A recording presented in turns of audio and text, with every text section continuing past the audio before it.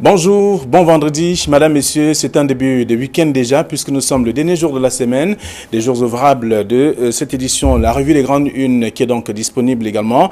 Vous aurez l'occasion de parcourir les tabloïds ce matin et être parfum de l'actualité en faisant un tour en kiosque. La nouvelle expression part de la CAN 2021, le piège invisible, c'est le grand titre du journal pour dire simplement que le comité de suivi que met en place le président de la CAF est donc un observateur des préparatifs que Yaoundé ne pourra pas contrôler, c'est le titre que propose le journal. Pour dire tout cela en page 3, le journal s'intéresse également à l'église catholique. Il est pour le mariage des prêtres. Ludovic Lado, prêtre jésuite, donc tire pourtant à son argumentaire de l'histoire rapportée par les Saintes Écritures. C'est à lire en page 5. Et on va lire également, on va parler de la nécrologie avec maître Sylvain Soap qui est mort. Le visage des combats judiciaires du mouvement pour la renaissance du Cameroun est décidé donc ce 16 janvier 2020 à Yaoundé. Vous aurez l'occasion de lire l'article en page 7 de ce numéro. On parle également de Banca où il y a une panique dans le RDPC Carman. La liste du MCNC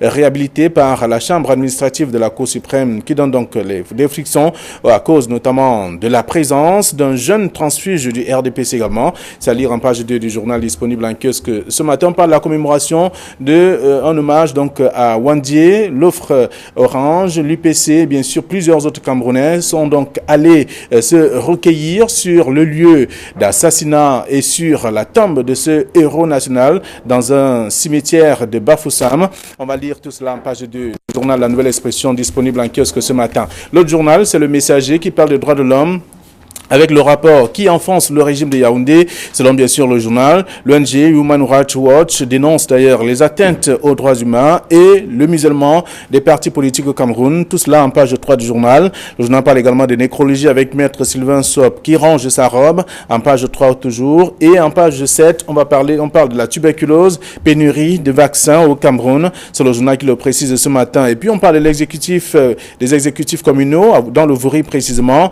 Qu'avez-vous fait donc de votre mandat? C'est une question. Le journal a fait un zoom sur le bilan de ces élus locaux sortant en liste donc pour un second mandat magistère, et tout cela dans le dossier de la page 4 à la page 5 du quotidien Le Messager de ce matin. L'Œil du Sahel parle des municipales 2020, FSNC, UNDP, RDPC, la mer des batailles à Garoua 2e. C'est le journal qui précise également cette information en page 3. Le journal parle également des infrastructures. Motazé annonce un nouvel hôtel des finances à Maroua, et bien entendu à l'extrême nord, on parle de plus de 91 milliards de francs CFA pour réaliser 1145 projets. C'est le journal qui a proposé également tout cela, et on s'intéresse aussi à l'université de Ngaoundéré, avec notamment cette université qui pleure l'ancien recteur Ambam Zolo. C'est le journal qui propose l'article en page 2 ce matin. D'autres informations sont à parcourir dans la presse. Vous faites un tour en kiosque. Le quotidien Le Jour, par exemple, revient et parle de maître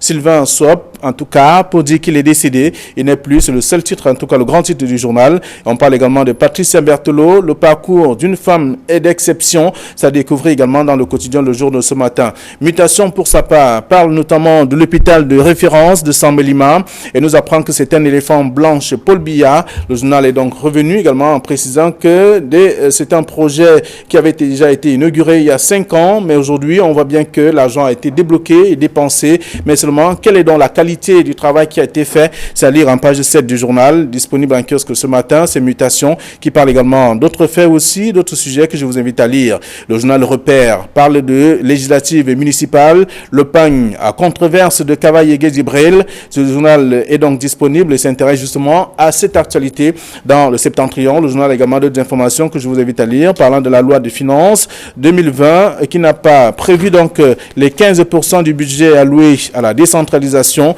C'est Repère qui le dit également ce matin. Le journal Le Soir hebdomadaire s'intéresse au village artisanal régional de la Damawa avec le Minmesa qui procède justement à l'inauguration de bien d'autres structures aussi, et on parle également de la Sonaca CAM, contre vents et marées pour des artistes. Ils sont nombreux qui passent à la caisse depuis quelques jours. C'est la précision que donne le journal ce matin.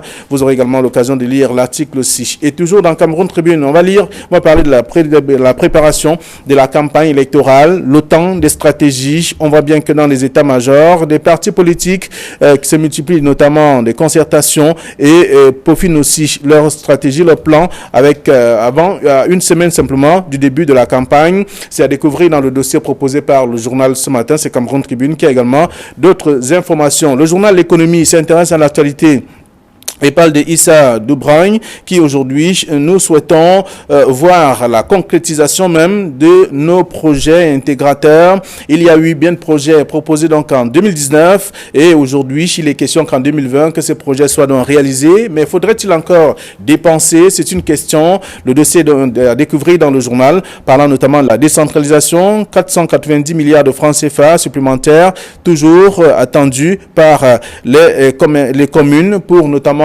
réaliser quelques projets également. C'est le journal qui propose également l'information ce matin. Le Popoli qui en kiosque s'intéresse notamment aux violences à l'école et parle de ce retour, le retour boomerang, donc avec des actions qui sont menées dans la plupart des établissements scolaires. D'ailleurs, le ministre des Enseignements secondaires est en train de faire le tour de quelques villes, quelques régions, quelques localités pour voir exactement comment est-ce que les établissements sont donc gérés et surtout le comportement de certains élèves et des enseignants. C'est également dans le journal Le Popoli, le journal satirique disponible en kiosque ce vendredi. Avec nous sur ce plateau, Georges Sémé, bonjour et bienvenue. Merci, bonjour à Bountin Dongo, bonjour à tous les inconditionnels de ce plateau. Merci d'être là. Kamineli, bonjour. Flavien Moualondongo, bonjour. Bonjour Georges Sémé.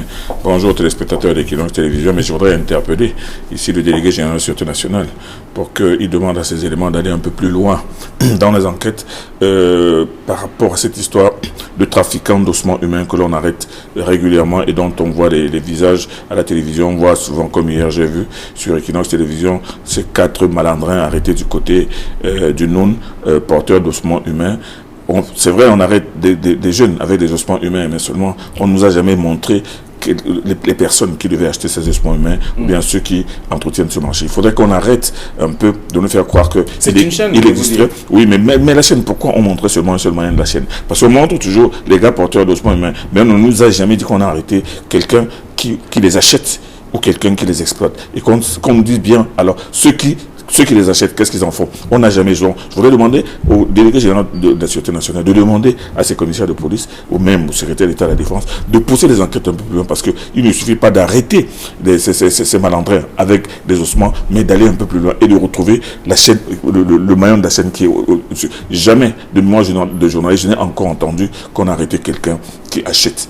On a toujours arrêté ceux qui déterrent et qui vont vendre et qui cherchent à vendre parce qu'ils les ont même pas encore vendus. Alors ceux qui achètent continuent de rester dans le noir puisqu'ils ont des moyens. Ça fait longtemps qu'ils sont dans le noir.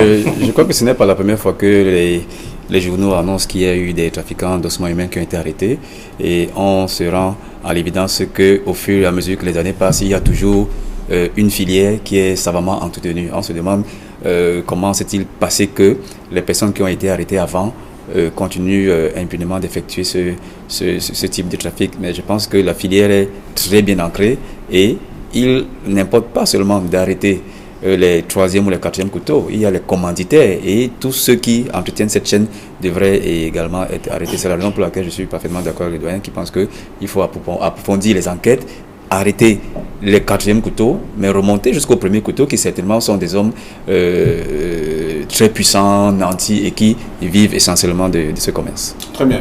Alors, la presse ce matin également propose aussi autre sujet que vous aurez l'occasion de lire, mais seulement il faut commenter, analyser, même décrypter ce que le traitement qui a été réservé à ces différents sujets. La nouvelle expression qui parle de la CAN 2021 avec le piège invisible. Aujourd'hui, le journal explique que le comité de suivi que met donc en place le président de la CAF est donc un observateur des préparatifs que Yaoundé ne pourra pas contrôler. La CAN 2021 continue d'alimenter les colonnes des journaux, surtout que le président de la CAF était en visite à Yaoundé. Au terme de cette visite, il y a d'importantes décisions qui ont été prises, dont celle de ramener la CAN du 9 janvier au 6 février 2020. Mais également, il y a cette décision de la mise en place d'un comité de suivi des travaux préparatoires à l'organisation de cette Coupe d'Afrique des Nations qui a été évoquée aujourd'hui par nos confrères de la Nouvelle Expression qui estime que c'est un piège invisible. Je partage parfaitement cet avis. Tout simplement parce que ce comité de suivi n'est pas une instance statutaire au sein de la CAF. Il y a le comité exécutif, il y a d'autres organes statutaires, mais jamais le comité de suivi ne fait partie de l'organigramme même de la CAF. Non, ça a été créé à titre ponctuel pour mettre davantage, pour travailler en collaboration avec les autorités camerounaises, mais davantage pour suivre de façon plus étroite les travaux qui rentrent dans le cadre de cette Coupe d'Afrique, mais surtout mettre la pression davantage sur les autorités camerounaises. J'ai écouté le président de la CAF qui disait qu'il voulait d'abord un engagement politique de la part de nos dirigeants. Il a obtenu ces engagements politiques, mais on sait que la politique ne travaille pas sur le terrain. Il y a la disponibilité de l'argent qui compte beaucoup, et il y a également l'avis des experts qui compte également beaucoup. Donc l'avis des politiciens, oui, mais il y a des contours financiers, mais des contours techniques également qui font qu'on ne peut pas toujours compter sur l'avis des politiques. Donc le comité de suivi qui a été mis en place aujourd'hui, je crois qu'il viendra davantage mettre la pression sur les autorités camerounaises qui de leur côté sont très très confiants. Mais on attend que ce comité de suivi travaille en étroite collaboration avec les dirigeants camerounais, mais surtout que si ils décèlent que techniquement on ne peut pas organiser cette CAN, qu'on nous dise la vérité, pour que ça ne ressemble plus à cette sorte de joudi qu'on nous a brandi à une certaine époque, et que si le comité de suivi est là, un premier glissement, il peut avoir un second. Non, je ne pense pas. Le fait déjà qu'on ait pris une énième décision ramenant la CAN de juillet à janvier, je crois que c'est une décision de trop qui crée même d'ailleurs la suspicion. Davantage avec la mise sur pied de ce comité de suivi, ça crée davantage des supputations, des suspicions de ce que le Cameroun serait arrêté impréparé à organiser cette CAN. Mais bon, comme le président de la CAN, la CAF l'a aussi dit, le Cameroun est allé au-delà sur le plan sportif, en ce qui concerne les stades. Ils en ont demandé, je crois, 6, le Cameroun en a 7 de disponibles. Mais il n'y a pas que les stades, il n'y a pas que l'aspect sportif à prendre en compte ici. Il y a également toutes les contingences structurelles et infrastructurelles qui viennent avec l'organisation de cette CAN. Et c'est là où le Cameroun sera appelé à démontrer qu'il est effectivement prêt à organiser cette Coupe d'Afrique des Nations. Non, le comité de suivi qui a été mis sur pied, c'est effectivement un piège, mais un piège qui est tout à fait invisible. Et je crois que les autorités camerounaises se mettent à l'évidence que si on leur a adjoint un comité de suivi, c'est davantage pour mettre la pression sur ce qu'ils sont en train de faire dans le cadre de la préparation de cette Coupe d'Afrique. Alors, le décalage de date, c'est également évoqué par le président de la CAF. Il a en précisant, il a dit qu'il fallait la présence, et qu'il y avait d'ailleurs la présence d'un spécialiste des questions météorologiques qui était là pour dire est-ce que la période permet d'organiser la CAN justement en janvier. Bon, alors, si la date a été retenue, ça veut dire que tout est possible. Si la date a été retenue, ça veut dire que tout est possible. Mais cela veut aussi dire que le temps s'est raccourci pour le Cameroun. Parce que, et c'est pour cela que moi, j'ai adoré le titre de la nouvelle expression, le piège invisible. Le piège invisible pour le grand public qui s'en est tenu aux déclarations, grandes déclarations, très très tranquilles du président de la CAF en disant que non, nous allons accompagner le Cameroun, nous allons faire ci, nous allons faire ça. Mais jamais on a vu la CAF accompagner un pays comme la CAF le fait aujourd'hui. On n'a jamais vu un président de la CAF accompagné d'une des plus grandes vedettes de ce pays, en l'occurrence Samuel Eto'o, aller faire des va-et-vient dans ce pays pour voir comment ça marche et pour voir ce qu'on peut faire. Il fait partie des conseillers de la CAF quand même. Oui, il fait partie des conseillers de la CAF. Il est Camerounais et il n'est pas obligé d'arriver au Cameroun avec lui. Donc moi, ce que je veux dire, c'est qu'aujourd'hui, on se retrouve dans une situation dans laquelle le piège est invisible pour ceux qui s'en tiennent au propos au premier degré. Mais seulement, il est visible comme un éléphant dans un couloir pour tous ceux en réalité qui connaissent la réalité du terrain. La réalité du terrain elle-même, elle a été même énoncée un peu en filigrane par le vice-président de la CAF qui a évoqué de façon ferme le problème de Bafoussam. Il a dit que Bafoussam déjà ne peut être envisagé que pour la CAN. Pour le Chan, Bafoussam est déjà hors jeu. Et Bafoussam, il a dit qu'il y a le problème des structures, comme disait Jean Somital, des structures hôtelières. À Bafoussam, les deux hôtels retenus, un est à 70 km de Bafoussam à Bana, l'autre est à 60 km de Bafoussam à Bangou. Et comment peut-on donc faire une compétition où les joueurs eux-mêmes habitent à 60 km, alors qu'on sait très bien qu'il y a un problème. Il y a un problème avec un hôtel 5 étoiles qui a été écarté à l'intérieur de Bafoussam, l'hôtel Ento. Qui avait tous les arguments pour permettre de donner encore plus, une plus grande couverture sur le plan hôtelier, avec plus de 250 chambres, 5 étoiles, l'hôtel placé à 5 minutes de l'aéroport et à 8 minutes du stade. Donc, quand le secrétaire général de la CAF l'a dit, moi je pense qu'il a pointé un doigt, parce qu'il ne faudrait pas que pour la CAN 2021, que Bafoussam ne soit hors jeu. Si Bafoussam est hors jeu, il a aussi évoqué le cas de Garoua. Donc ce piège-là, il est d'autant plus visible pour les observateurs avertis qu'on sait très bien que le Cameroun a jusqu'au mois de juin pour être prêt, parce que cette fameuse, ce fameux comité sera là de nouveau en juin pour évaluer dans 6 mois avant. Et c'est à ce moment que les Camerounais peuvent être surpris de constater que toutes les conditions n'ont pas été réunies à ce moment-là. Il n'y aura pas de glissement, mais on va tout simplement passer soit à une co-organisation, soit alors on va envoyer l'organisation à un autre pays. Oui, peut-être un dernier mot sur la question. Nous n'avons pas envie d'être ceux qui sont les vecteurs du pessimisme. Des Cassandres, des vecteurs du pessimisme. Mais je pense quand même qu'il y a des signes qui ne trompent pas. Il y a eu trop de gesticulations, trop de discours, trop d'atermoiements. Ce sont des signes qui ne trompent pas.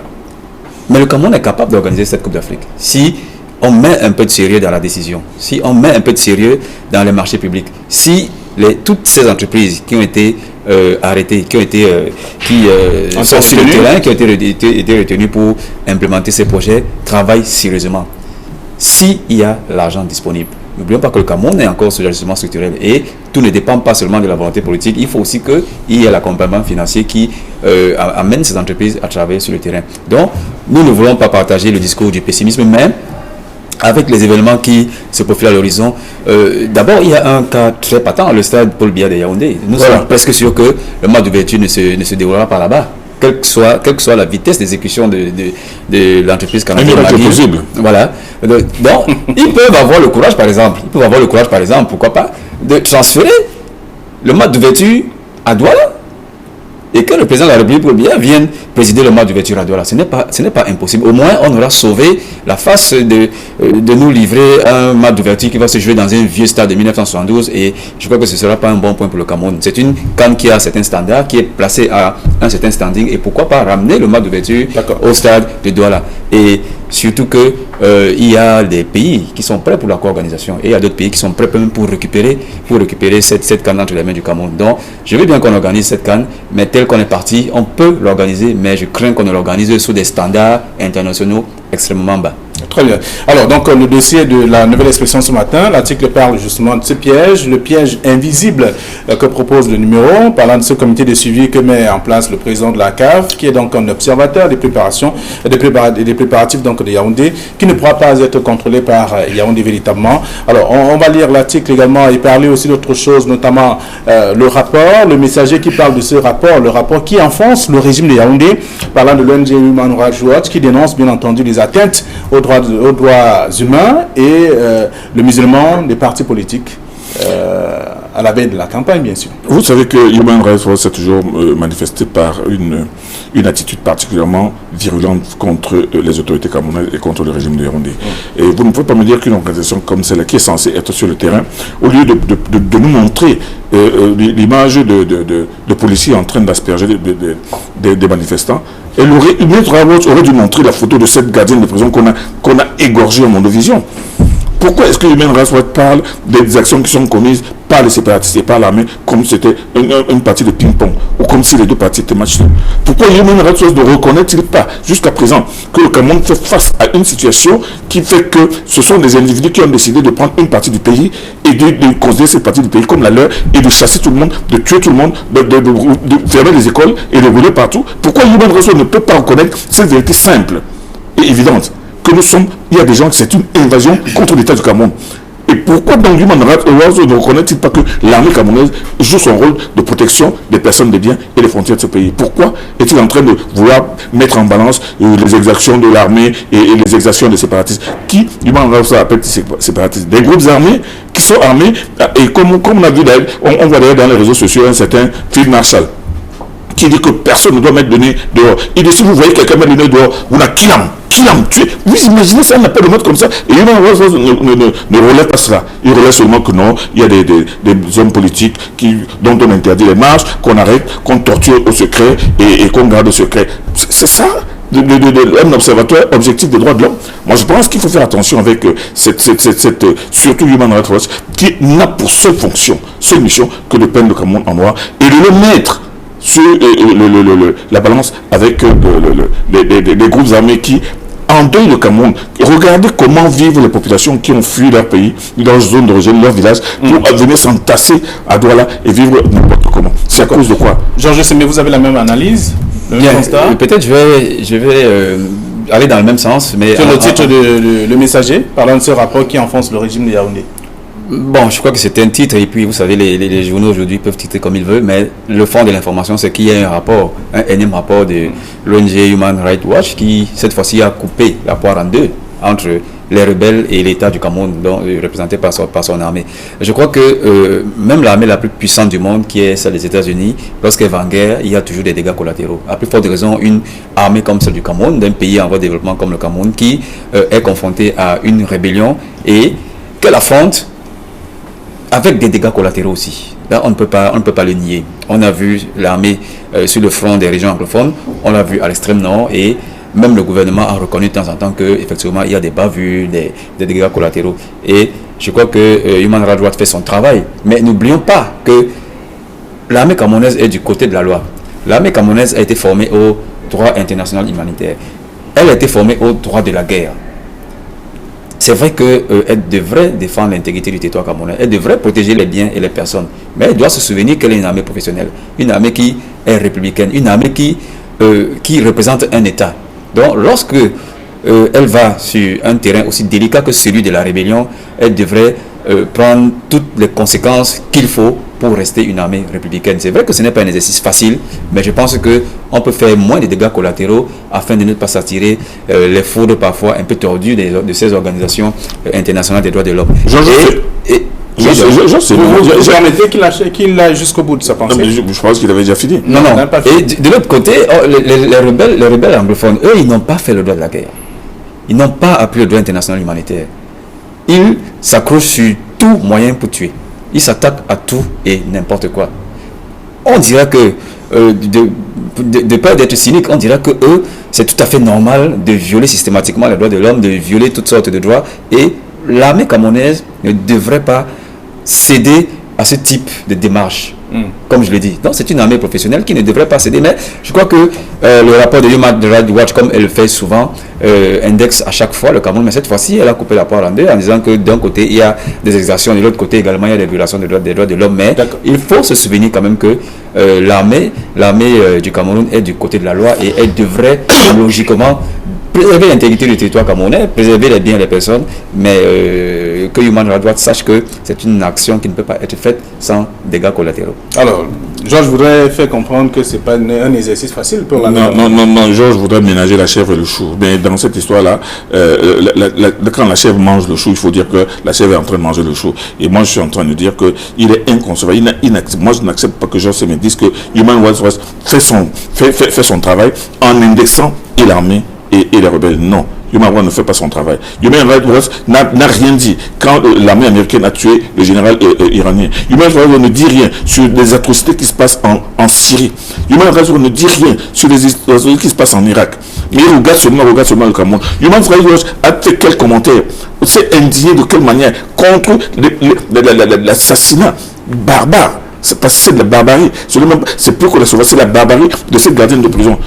Hein? Donc moi je dis qu'il n'y a aucune concession possible à faire contre cette ONG qui n'a pour seul objectif, comme le message le dit, d'enfoncer le régime camerounais. Le régime Biya est confronté à une guerre civile. Le régime Biya n'a jamais voulu une guerre civile contre les personnes qui sont venues prendre une partie en estimant que c'est leur pays. Il faut toujours comprendre cela. Human Rights Watch doit comprendre que ces gens-là sont venus en disant que le sud et le nord c'est leur pays et que tous ceux qui ne sont pas d'accord foutez le corps. Ils les tuent, ils brûlent les écoles. Moi je pense regarder ces enfants qui ne vont pas à l'école. J'ai vu ce matin un reportage de Kinos Télévision dans un village qui est complètement abandonné depuis 3 ans, où la broussaille a déjà atteint le niveau des tôles. Pourquoi? Parce qu'il y a des gens qui sont devenus des seigneurs de la guerre, qui disent que ce pays c'est le leur et les autres, tous ceux qui ne sont pas d'accord doivent s'en aller. C'est inacceptable. Aucun pays ne peut accepter ça. Et encore moins le Cameroun. Très bien. Alors donc, alors que le messager parle de ce rapport qui enfonce le régime, parlant notamment de l'ONG Human Rights Watch qui dénonce notamment les atteintes aux droits de l'homme, aux droits humains bien sûr, le musulman même des partis politiques au Cameroun. Il y a Cameroun Tribune qui parle de ce temps, le temps des stratégies, parlant de la préparation de la campagne des législatives et municipales. Les stratégies d'abord dans l'organisation de cette élection, vous savez que elle est quand même tirée par des délais dans l'acheminement du matériel électoral dans toutes les circonscriptions électorales.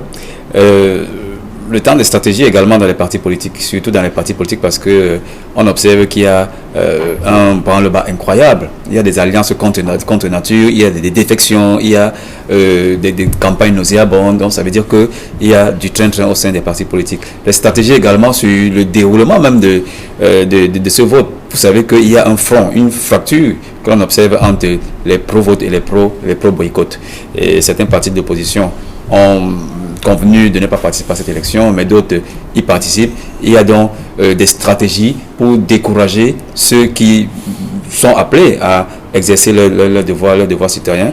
Et je pense que Cameroun Tribune, en faisant allusion à autant de stratégies, a parfaitement raison, mais vous savez aussi qu'il y a eu un contentieux électoral qui s'est vidé finalement hier et que au cours de ce contentieux électoral, il y a toujours eu des stratégies au sein des partis politiques et des alliances contre nature, etc., etc., etc. Et nous sommes à quelques jours du lancement de la campagne présidentielle, donc ces stratégies vont davantage se manifester. Nous espérons simplement que les stratégies auront également lieu dans les régions anglophones. Ça nous permettra de comprendre qu'il est possible, dans une moindre mesure, d'organiser une élection, même dans ces conditions-là. Mais là, c'est une autre paire de manches. Mais il y a le branle-bas dans les partis politiques, au sein de l'ECAM et partout ailleurs, dans tous les milieux qui sont intéressés par ce double scrutin. Oui, Camille, en moins d'une semaine, quelques jours, ça bouge dans les formations politiques. Le journal Le Cameroun Tribune est revenu là-dessus pour présenter la situation. Forcément, il fallait s'y attendre. Il fallait s'y attendre parce que c'est là maintenant que les partis politiques et les candidats sont sur les starting blocks. C'est maintenant que chacun va se déployer sur le terrain. Et moi, je pense que j'ai lu un très bon dossier dans le journal du Messager qui parle d'abord des enjeux dans le Vaury. Avec Avez-vous fait de votre mandat? C'est la question qu'on pose aux élus. Une très belle question, un très beau dossier où l'on voit comment l'enquêteur du Messager est allé mairie par mairie pour constater ce qui s'est passé, ce que les populations attendaient, ce qu'elles ont eu et parfois ce qu'elles n'ont pas eu. Donc moi je pense que voilà, le moment est là, le moment est venu pour les candidats. Présenter les bilans. Les candidats, oui, présenter les bilans, mais il y a des bilans qui sont éloquents parce que quand vous regardez par exemple le bilan à Douala de Vaury 2 qui est un bilan tout simplement élogieux. Bon, pour ne pas choisir, c'est pas que il y a absolument un bilan élogieux. Oui, élogieux. Vous avez dit Vaury 2? J'ai dit Douala 2. Non, j'ai dit Douala 2. À Douala, il y a un bilan élogieux avec la construction d'un l'hôtel de Lille? Non, pas l'hôtel de Lille. Les trains? Non, le cercle municipal. Le cercle municipal. Une action permanente. Qu'est-ce que ça apporte concrètement à celui qui veut manger? Mais justement, c'est pour ça que je dis que par exemple à Douala 2, il y a une action permanente, sociale, sur les populations depuis 10 ans. Parce que le maire de Douala 2 en est à son deuxième mandat. Et depuis 10 ans, je vous assure que de ce côté-là, dans un quartier aussi populaire, aussi difficile, vous ne pouvez pas imaginer les exploits que... Bon, je ne suis pas là pour faire la publicité de ce maire. Vous posez la question aux habitants de Douala. Mais je suis en train de dire ils sont en train de faire... Ils ont fait le tour de toutes les mairies. Ils sont partis du côté de Douala 5, où on a parlé du maire Ebanda, ou bien de Douala 4 ou de Douala 3e. C'est-à-dire que c'est le moment maintenant pour les sortants de faire leur bilan, et maintenant ceux qui aspirent de venir faire des propositions. Et c'est là que ça devient intéressant. Ce ne sera pas seulement à Vaury 2, ce sera dans tous les départements, dans toutes les régions. Et voilà. Donc il y a ce titre de Cameroun Tribune, il y a également le titre de Messager, en pied de une, ce matin, parlant des exécutifs municipaux à Vaury. Qu'avez-vous fait donc de votre mandat? Et les du Sahel ce matin parle des municipales aussi, avec 3 partis politiques, FSNC, UNDP, ADPC, la maire des batailles à Garoua 2e. Ah oui. Alors, ce que ce titre a de particulier, c'est qu'il présente 3 partis qui appartiennent à la même famille politique, qui sont de la majorité politique. Non, une alliance, pas la même famille. Ce sont les partis qui appartiennent à une même plateforme politique, qu'on appelle trivialement majorité politique. Ouais. Mais je crois que ça s'est un peu fissuré avec les élections locales.